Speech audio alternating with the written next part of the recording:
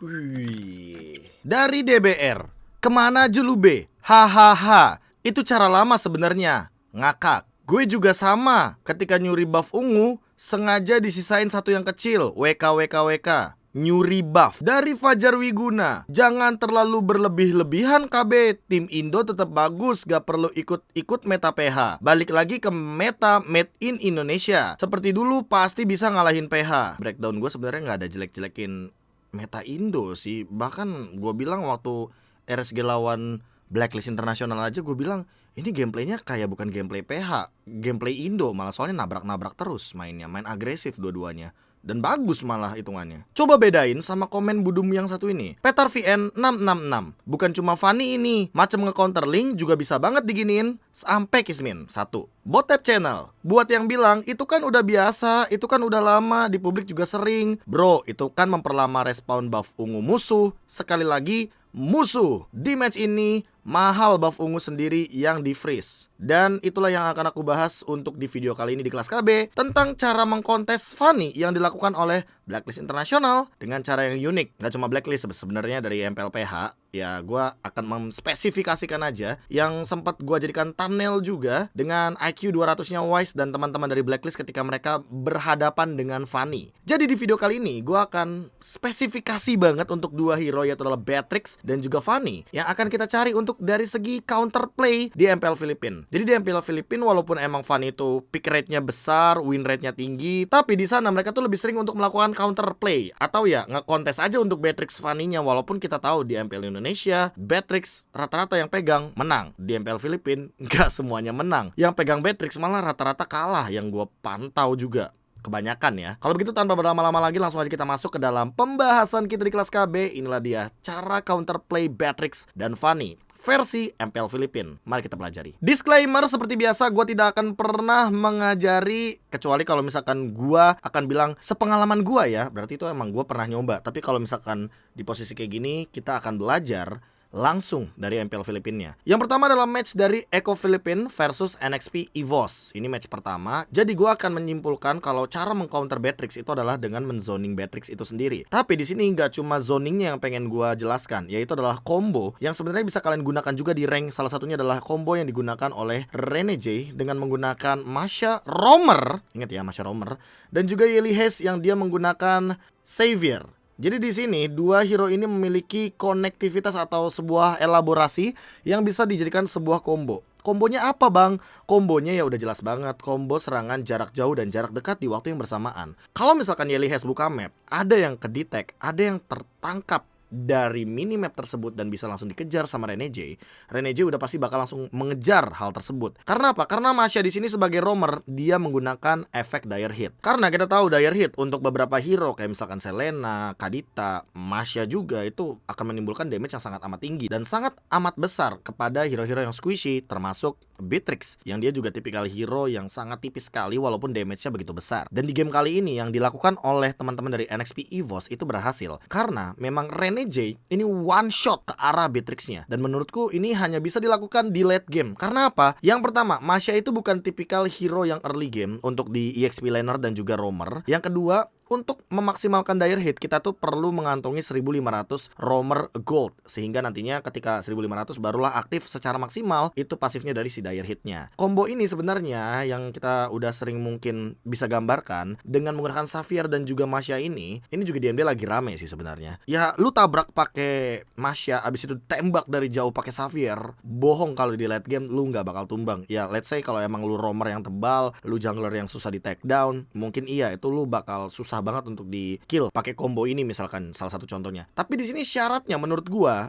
pribadi ya, yang lumayan berat adalah memang dengan membawa Masha roamer, lu harus membawa efek CC, crowd control yang lumayan banyak dalam komposisi tim lu. Xavier di sini udah nutupin hal tersebut karena Balmond diserang sama Xavier di dalam sebuah Mystic Field, lingkaran yang membuat setiap musuhnya tidak bisa bergerak kemana-mana. Itu udah pasti Balmondnya cuma bisa diem, cuma bisa nungguin durasi kapan dia bakal keluar dari efek immobilize tersebut. Dan di match kali ini kalian bisa lihat Rene J dengan dia di level 15, dire hitnya udah pasti bakal maksimal. Yang dia targetkan cuma satu, yaitu adalah mencari Beatrix. Beatrix ketemu, dah tembak dari jauh. Dan kalian bisa lihat cara dia untuk ngezoning Beatrix. Karena Beatrix ini hero yang menurut gua sangat membutuhkan sekali jarak untuk melakukan tembakan. Karena kalau dia di zoning kayak gini, boom, hilang. Cara pertama untuk mengalahkan Beatrix di late game, sekali lagi ya, itu adalah menempel pada Beatrixnya. Hero yang bisa nempelin Beatrix, Masya menurut gue untuk sekarang. Kenapa? Karena kalau misalkan Esmeralda juga bisa di burst down dengan cepat, apalagi kalau pakai Wesker. Di sini kalian udah bisa lihat ya, yang pakai Weskernya aja kan si Beatrixnya tuh sebelum dia tumbang. Dia pakai Wesker di sini. Ada sepersekian detik kita melihat di sini Beatrixnya juga menggunakan shotgun dan dia udah di zoning.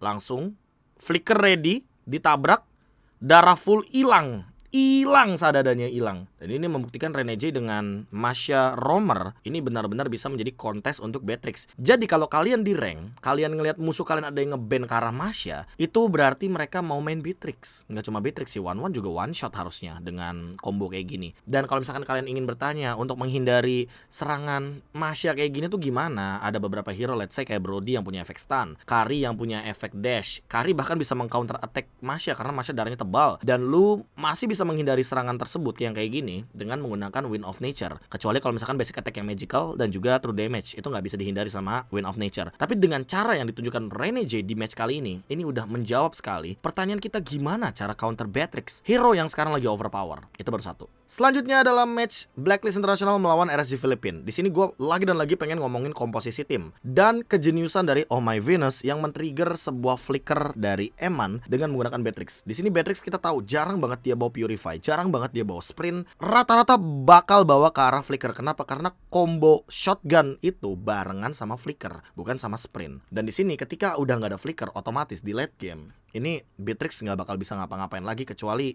mundur atau mencari perlindungan. Dan kalau teman-teman lihat ya, komposisi dari teman-teman Blacklist Internasional ini adanya One, terus Matilda. Ya, Matilda udah bisa ngejar ke arah belakang, hero loncat. Esmeralda juga hero loncat. Lalu ada Haji dengan menggunakan Varsha. Balmond oke lah untuk secure Lord di late game. Mungkin kita bakal singkirkan dulu untuk pembahasan 4 hero lainnya. Dan kita akan berfokus kepada ini dia, satu hero yang mungkin akan menimbulkan banyak pertanyaan. Kenapa Varsha melawan Beatrix? Simpelnya di sini yang dilakukan oleh teman-teman RSG Filipina adalah dengan membawa Lolita. Ini bisa menjadi sebuah kuncian bagi mereka gameplay RSG Filipina. Kenapa? Karena Lolita adalah tipikal hero yang sangat membutuhkan satu sosok di depan untuk melakukan setup, dan itu udah terjawab juga oleh Nuts. Jadi di sini tugasnya dari Haji sebagai Varsha itu bukan melakukan serangan kepada dua hero ini. Dia menghindari dua hero ini.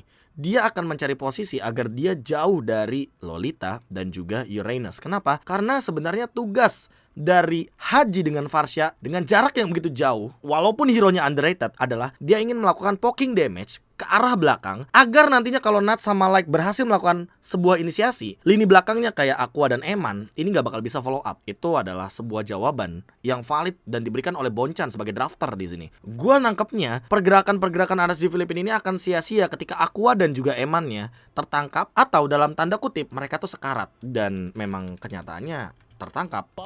Karena kejeniusan dari Oh My Venus juga yang gua terkejut ketika dia melihat Eman di mid dan tidak ada cover sama sekali. Dia langsung buang flicker dan mengejar. Sebenarnya ini kehokian dari Eman adalah Oheb-nya nggak ikut untuk terbang sama Oh My Venus. Bayangkan kalau Oheb ikut terbang sama Oh My Venus ke arah Eman, nggak cuma flicker harusnya yang digunakan sama Eman di sini. Immortal juga udah bisa dipastikan pecah. Karena di menit kayak gini, tanpa Wind of Nature, Aqua mungkin bisa ngejar ke arah Oheb, tapi Oheb masih punya Immortal juga. Dan masih ada Oh My Venus, jadi dia pasti bakal dapat regen dan shield absorb kan, jadi nggak bakal bisa ditumbangkan dengan cepat gitu loh. Sementara ketika Eman udah nggak punya flicker, ini adalah celah yang bisa dicari oleh teman-teman dari Blacklist International. 2 flicker bahkan digunakan dari RSG Filipina. Ini udah nge-trigger 2 flicker, dan alhasil gameplaynya udah tinggal dimudahkan dengan positioning dari sosok Edward. Nih ya, lihat ya, ketika Edwardnya dapetin posisi, dia udah ngelihat ada Eman sih di map. Kalian bisa lihat nih di sini. Emannya nongol. Padahal Edward lagi recall. Edward lagi recall loh teman-teman. Nih lihat ya, Edward lagi recall. Dan dia tiba-tiba cancel recall-nya. Berarti di sini dia udah mendapatkan sebuah informasi yang sangat mahal di mana posisi dari Eman. Ketika Edward muter dari belakang, itu dia di mana posisi karena udah nggak ada turret dan segala macamnya. Edward menangkap satu. Haji tanpa tersentuh juga. Dengan bebasnya dia bisa mengincar ke arah belakang. Dan memang menurut gue ya, salah satu hero yang bisa memenangkan jarak terhadap Beatrix ini masih Varsha. Karena menurut gue, se-underrated apapun Varsha tuh jaraknya paling jauh untuk sekarang. Oke, lu bisa ngomongin Yves. Yves itu jaraknya jauh, tapi apakah Yves damage-nya burst? Enggak. Beatrix, dia kan punya tactical repositioning atau skill 2-nya yang ngedash. Dia masih bisa untuk bertahan hidup dengan cara tersebut. Dan menurut gue, cara yang dilakukan oleh Blacklist International dengan memotong pergerakan dari Eman, skill 2-nya udah digunakan, flicker udah nggak ada, immortal pecah, winter digunakan pun dia tetap tumbang. Ini adalah cara terbaik untuk menghentikan Beatrix di late game. Karena Beatrix nggak punya critical dan semua poin kritikalnya itu di-convert kepada physical attack. Makanya di sini Beatrix tidak begitu power untuk bertahan dan dia juga bukan tipikal hero yang punya escape ability banyak. Sehingga dengan jarak yang lebih jauh, di sini Haji memilih Varsha untuk memfokuskan damage deal-nya ke arah belakang, bukan ke arah depannya. Karena dia nggak bakal peduli sama Light, sama Nuts, Demon Kite mau dive in ke dia nggak bakal rugi karena yang penting belakangnya sekarat. Karena kalau backlanernya sekarat, damage dealernya sekarat, Eman atau Aquanya sekarat kayak gini, Aquanya sekarat, Eman tumbang 79 detik. Lihat team fight-nya. Mau Haji di tengah-tengah ditempel kayak gimana juga. Tuh, ditargetin dia. Ditargetin sama Light, sama Nuts. Nggak peduli dia, karena emang damage dealernya nggak bakal ada untuk menyerang Oheb. Dan Haji di sini tetap untung. 1-3, Immortal doang yang pecah. Dan dia masih bisa jaga posisi. Dia bisa mundur ke arah belakang, wings by wings. Dikejar Nuts, nggak masalah. Lihat. Sip. Cara untuk menghentikan Beatrix adalah dengan gameplay. Memang hero-nya overpower. Cuma ya harus kompak-kompakan sih lebih tepatnya di sini. Dan team play itu menurut gue emang sekarang lebih penting. 1-4 di sini ya tentu aja teman-teman dari RC Filipina dirugikan banget karena nggak ada Eman, nggak ada yang clear wave dan Nuts juga tumbang. Wipe out. GG. Selanjutnya setelah kita dari kelas KB membahas Beatrix, kita akan membahas Fanny, salah satu hero yang memang sangat fleksibel sekali dengan rotasi cepatnya. Dan gimana cara menghentikan Fanny di awal game. Yang pertama, ini adalah pertandingan Brand versus Omega. Dan Ogwen itu melakukan hal yang begitu agresif. Dia langsung menyerang kepada jungle milik Smart Omega. Ini adalah salah satu cara yang menurut gue emang paling efektif untuk menyerang Fanny dari awal game. Karena kalau misalkan lu gangguin Fanny-nya dari awal, otomatis Fanny-nya gak bakal bisa farming dengan cepat dan gak bakal ada yang namanya invade jungle. Tapi di sisi lain, menurut gue yang lebih mahal adalah cara dari Kyle TZ. Kalau teman-teman lihat di map, ini dia start dari orange. Dan itu pernah gue bahas juga di kelas KB sebelumnya bahwa kalau kalian berhadapan dengan Fanny, jangan pernah start dari purple buff. Startlah dari orange buff. Kenapa start dari orange buff? Karena biasanya habit pemain Fanny adalah dia ngambil yang namanya purple buff terlebih dahulu, abis itu dia crossing ke arah orange buff. Dan ketika orange buffnya diambil, kalian yang bakal rugi. Jadi makanya ambil dulu aja orange buffnya, baru nanti kalian amanin yang namanya purple buff. Dan di sini yang dilakukan oleh Kyle TZ adalah mengamankan purple buffnya belakangan. Dia orange dulu, dia pengen level dulu yang lebih pasti. Tidak banyak juga pergerakan yang begitu agresif, tapi ketika sudah mulai masuk di sini nih, ini yang pengen gue bahas sebenarnya. Chaknu udah memberikan informasi bahwa purple buff yang dimiliki sama brand esports ini ready. Fanny itu akan sangat merugi kalau dia farmingnya di jungle sendiri. Makanya Fanny itu harus main agresif kan rata-rata, main rusuh, main invade jungle. Di sini Ryzen menjalankan tugasnya dengan sangat baik, tapi View juga menjalankan tugasnya lebih baik lagi. Kita pernah bahas ini juga di recap waktu MPL kalau nggak salah week yang ketiga ya, MPL Indonesia, ketika Dreams juga menggunakan Kadita. Dan ini adalah View dengan Kadita yang menjawab bagaimana pergerakan agresif dari Ryzen. Karena dia punya Petrify, dia punya Breath of the Ocean, dan Kyle TZ juga ready untuk melakukan sebuah sergapan. Dan di game kali ini gamenya yang lumayan early game. Karena memang dari awal ketika Ryzen down, gamenya udah jadi one-sided game. Kyle TZ di sini membawa sebuah Lancelot yang ini juga merupakan karakteristik dari brand esports itu sendiri. Dan kita udah lama banget loh, udah nggak ngelihat sosok jungler kayak Lancelot begini. Yap. Chaknu tumbang, Kyle dapetin banyak banget momentum dan cuma butuh sekitar 9 menit untuk melakukan endgame dengan satu Lord saja karena Fanny-nya di sini tidak bisa mengimbangi untuk levelnya Lancelot. Karena kita tahu untuk early game Lancelot versus Fanny itu sangat penting sekali untuk yang namanya kendali purple buff level. Dan mereka juga nggak bakal bisa ngehandle minion yang begitu banyak, karena rata-rata juga di sini late game powernya ada di Kelra. Dan Kelranya juga nggak bisa nahan banyak banget damage-nya Super Marco dan juga Kyle TZ. Di sini Brand menang 2-1 dan menangnya lawan Smart Omega. Jadi kalian bisa sedikit ada gambaran lah kalau lawan gue Fanny gue harus ngapain ya. Gue harus defense gimana ya. Again, team play. Yep. Ryzen jump in, nggak bisa ngapa-ngapain karena nggak ada purple buff. Assassin jungler itu dependent banget sama yang namanya purple buff. Dan 10 menit game, itu cara yang mungkin sekarang bisa kalian lakukan. Tapi kalau misalkan ada cara lain yang kayak di awal-awal video yang gue munculin komen-komen yang menarik banget, ada yang mengerti, ada yang nggak mengerti, dan gue ingin menjelaskan lagi. Ini dia cara yang paling outstanding dari Blacklist International untuk mengkontes Fanny. Sebelumnya gue pengen ngasih tahu kalau Blacklist International ini adalah tim yang dulunya juga sering banget untuk melakukan ban terhadap Link dan juga Fanny. Tapi di game kali ini yang gue tahu melawan TNC, mereka tuh tidak ngeban ke arah Fanny, mereka memberikan Fanny-nya. Dan ini adalah jawaban dari Wise ketika dia ingin melakukan kontes terhadap Fanny yang sangat membutuhkan purple buff. Oh oke. Dari sini, ini adalah menit yang keempat kalau nggak salah, dia tuh mulai main rusuh. Dia mengambil purple buff milik Fanny.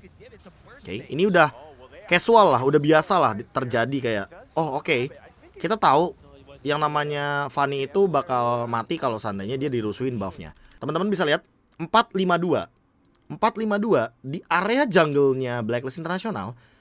Ini Wise ngebuff, tapi lihat, kenapa buff ungunya masih ada? Karena dia cuma ngambil yang gedenya doang. Dia menyisakan yang kecil. Teman-teman lihat nggak tuh di bagian kanan? Kecil banget sih, susah sih untuk dilihatnya ya. Ya gue lingkarin di sini. Set, nih kecil banget. Bahkan ketutupan sama namanya Oh My Venus, Oh Hep, Edward. Kenapa gue begitu detail di sini? Karena menurut gue ini bisa menjadi salah satu counterplay sebagai tanda kutip tim untuk melawan Fanny loh teman-teman. Nggak cuma Fanny, Link yang butuh purple buff pokoknya. Jadi dengan cara Wise yang ngambil buffnya sendiri, nge-freeze buffnya sendiri. Ingat ya, sekali lagi, buffnya sendiri, bukan buffnya lawan, bukan buff musuh, buffnya sendiri. Tolong digarisbawahi, jadi bocil-bocil yang itu mah udah tahu dari lama. Gua mah kalau rusuh buff musuh itu emang pasti ninggalin yang kecil. Ya gue juga tahu kalau ninggalin yang kecil itu memperlama, dan itu yang namanya freeze buff. Tapi ini jungle lu sendiri, bukan jungle lawan gitu loh maksud gua. Ya mau sampai kapan lu selalu bilang kayak gua mah udah tahu tanpa lu bilang kayak wah ini pelajaran baru. Kalau begitu pantasan aja Wise bilang Indonesia nggak pernah belajar. Indo, di na kayo natuto. Sumisigaw pa sa amin, ang yayabang. Ya gimana, gue makanya pengen belajar kayak gini malah. Gue gak peduli sama kolom komentar nanti. Gue lebih peduli sama yang komentar-komentar positif, dan juga mungkin yang beberapa yang belum tahu juga bahwa ini adalah metode freeze buff yang baru banget, fresh banget dari Blacklist International, karena mereka mengorbankan buffnya sendiri. Yes, mereka mengorbankan buffnya sendiri dengan tujuan Wise-nya berarti hanya punya satu tujuan di purple buffnya SDZYZ di sini. Setelah itu, kalau nggak dapat, dia yang rugi. Dan lihat yang dilakukan oleh Wise beberapa detik dan menit ke depan setelah diambil turtle, purple buffnya up lagi 12 detik. Dan setelah itu mereka langsung invade jungle purple-nya. Lihat, semuanya datang. Semuanya bener-bener datang, termasuk satu sosok XP laner yang sudah selesai dengan tugasnya untuk clear wave minion, Edward. Dia juga udah standby di sini demi memberikan pressure kepada Fanny-nya agar dia juga nggak dapetin yang namanya orange buff. Lihat, pas dapetin purple buff, di body block, di segala macem, beda 2 level, Edwardnya ngezoning, 5 pemain datang semuanya, dapetin purple buff. Dan lihat yang dilakukan oleh Kram. Dia mendapatkan informasi purple buff-nya di sini. Ini di map ya, kalian harus fokusnya ke map. Ini dia tahu informasi bahwa ada purple buff yang kecilnya doang. Tapi apakah bisa TNC mengambil hal tersebut? Nggak bisa. Line up mereka bukan line up rusuh. Line up mereka line up ganking. Dan Wise-nya tuh selalu nutupin untuk teman-teman TNC mendapatkan buff kecilnya. Dia sengaja ngelakuin ini. Dia sengaja di sini nih, teman-teman ya. Dia sengaja di sini Biar kalau Natalia ada, Edwardnya dateng, Hajinya dateng, semuanya ngecover. Oh My Venus juga dari atas bisa datang ke sini. Semuanya hanya untuk buffnya diselamatkan yang kecilnya ini, biar buff gedenya nggak nongol. Jadi nanti Fanny-nya SDZYZ kesiksa karena dia nggak memiliki purple buff yang dicuri sama Wise. Cara yang menurut gue ini udah, gue juga pusing sih liatnya, kayak wow, Blacklist, Bonchan, dia menciptakan sebuah inovasi yang dimana mungkin ya di kita tuh nggak pernah ngeliat hal kayak gini di Indonesia. Lu lihat ya di Indonesia rata-rata oke, purple buff musuh dirusuhin, yang kecilnya ditinggalin. Tapi balik lagi, purple buff musuh, bukan purple buff sendiri. Dan mereka menjaga purple buff ini dengan tujuan agar Fanny-nya juga nggak bisa crossing the map, crossing the river, dan dia bakal nabrak ke arah sana, ke arah purple buff-nya. Makanya di sini dengan line up hero seperti Natalia, Escaleranya pakai Julian, mereka kan hero-hero squishy ya. Terus ada Beatrix, ada Esmeralda, ada Fanny. Oke, let's say Bentings ditugaskan. Bentings, lu kan Natalia, lu gak kelihatan. Ya udah deh, lu bantuin nih ngambil ke purple buff. Mati dia. Bentings mati 4 lawan 5. Bohong kalau tower gak hancur. Karena gini teman-teman ya, point kill itu tuh bukan berarti kita mendapatkan keuntungan dari musuh. No, nggak cuma itu menurut gua. Point kill sama dengan kalian bisa mendapatkan objektif secara gratis. Lu pikir di late game, kenapa ketika wipe out mereka langsung tabrak tower, nggak ngambil point kill lagi? Kenapa coba? Ya karena objektif kemenangannya ngancurin tower, bukan 100 kill kalian menang. No, Mobile Legends bukan kayak gitu cara mainnya. Makanya dengan macro play level seperti ini, menurut gua ini mungkin bisa dipelajari untuk teman-teman di MPL Indonesia kalau kalian kebingungan untuk melawan Fanny. Dan itulah dia yang bisa kita pelajari di kelas KB untuk hari ini. Ya kalau ngomongin soal kolom komentar, biarin aja, gue gak begitu peduli. Karena yang penting gue tetap peduli sama yang belum ngertinya. Jadi kita sama-sama belajar di sini. Dan gue pun juga tidak mengiyakan bahwa gue yang nyiptain gini. Enggak, ini gue juga belajar kok dari MPL Filipina. Makanya gue juga di sini lumayan batu untuk memberitahu kepada kalian-kalian semua bahwa hal ini tuh baru loh di MPL, bukan hal lama. Oke, caranya lama, tapi emang ditunjukkan dengan inovasi yang baru dari Blacklist International. Dan mau sampai kapan kita belajar sama Filipina sementara kita sendiri juga memiliki target untuk juara dunia? Gue emang cuma analis di sini, tapi gue peduli sama negara gue, sama tim-tim yang berjuang di Indonesia, terutama tim-tim MPL, 8 tim yang lagi berjuang di sana. Dan kayaknya gitu aja buat gua cukup sampai sini aja untuk penjelasan di MPL Filipina. Gua nggak ada recap Filipina untuk minggu ini. Gua lebih ngasih kelas KB yang ini aja karena menurut gue ini lebih penting daripada recap dan segala macamnya. Dan gue cuma pengen ngingetin jangan lupa minum air putih, sama jangan lupa top up di Chess Store, linknya ada di description, dan jangan lupa bahagia. Gue bakal ketemu lagi sama kalian di video lain. Dadah.